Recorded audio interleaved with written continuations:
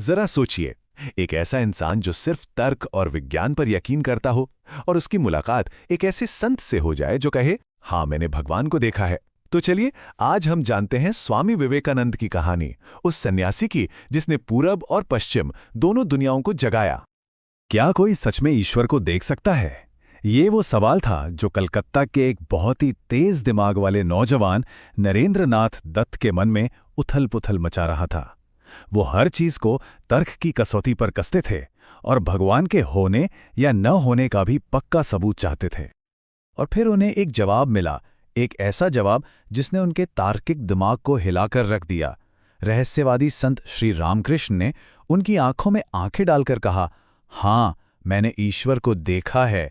मैं उन्हें ठीक वैसे ही देखता हूं जैसे तुम्हें देख रहा हूं, बल्कि उससे भी कहीं ज्यादा साफ।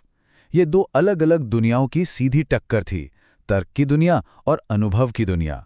और इसी टक्कर ने नरेंद्र की जिंदगी का रुख हमेशा के लिए बदल दिया। तो चलिए उस पहली मुलाकात पर चलते हैं जहां एक संशयवादी का सामना एक ऐसे संत से हुआ जिनकी दुनिया तर्क से परे थी।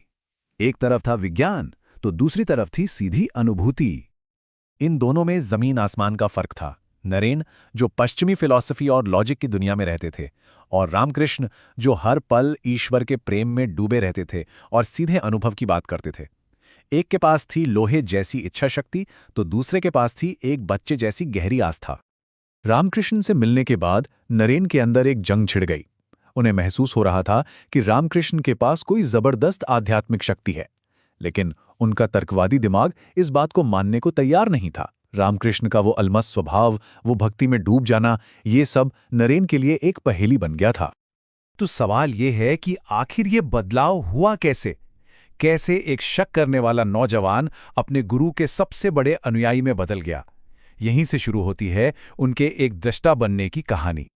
देखिए, ये कोई एक दिन में नहीं हुआ। 1881 में पहली मुलाकात हुई, लेकिन सालों तक तर्क और आस्था के बीच कशमकश चलती रही।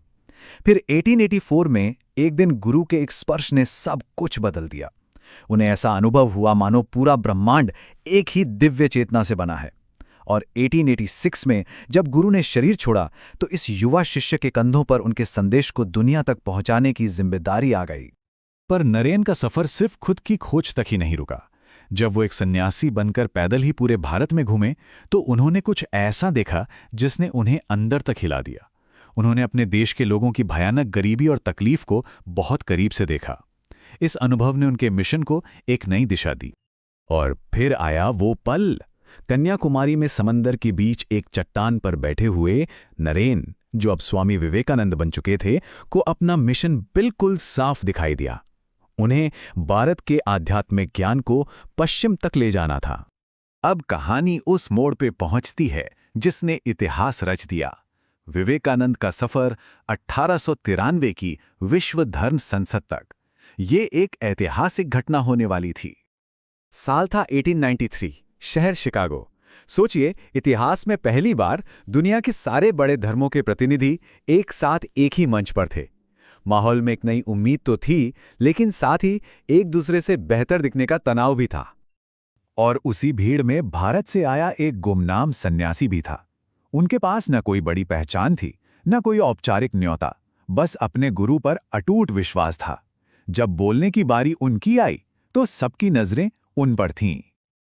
और फिर उन्होंने बस 5 शब्द कहे, sisters and brothers of America.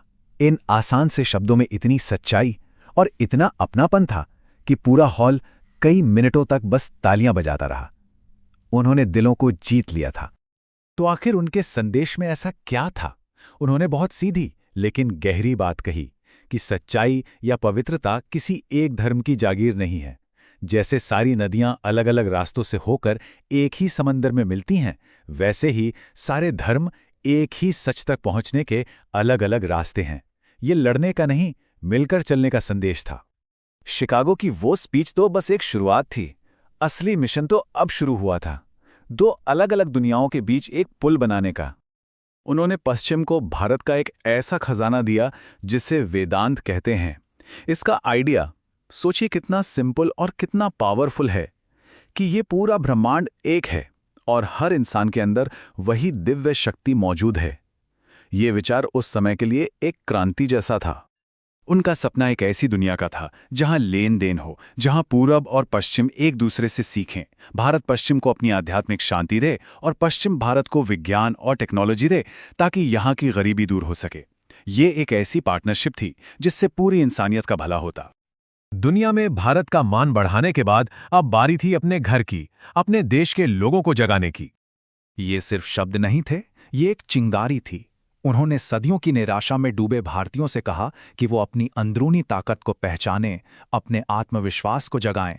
उनके इस आह्वान में गजब की ऊर्जा थी। पर वो सिर्फ जोशीले भाषण देकर नहीं रुके। उन्होंने एक पूरा प्लान दिया।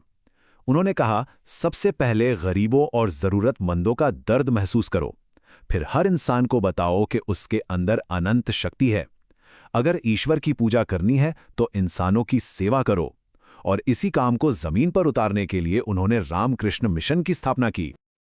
और यही उनके मिशन का सार था। उनका कहना था कि हमें ऐसे धर्म और ऐसे सिद्धांतों की जरूरत है जो सिर्फ रीति रिवाज न सिखाएं, बल्कि बेहतर इंसान बनाएं, मजबूत, दयालु और आत्मविश्वासी इंसान। और ये सब उन्होंने किया सिर्फ 39 साल की उम्र तक। सोचकर भी हैरानी होती है कि इतने छोटे से जीवन में कोई इंसान दुनिया पर इतना गहरा असर कैसे डाल सकता है, एक ऐसा असर जो आज भी महसूस होता है। तो ये कहानी हमें एक बड़े सवाल पर लाकर छोड़ देती है। आज के ज़माने में इंसान बनाने वाली शिक्षा और इंसान बनाने वाला धर्म कैसा दिखेगा? विवेकानंद का वो सपना आज भी उतना ही ज़रूरी है। वाकई सोचने वाली बात है।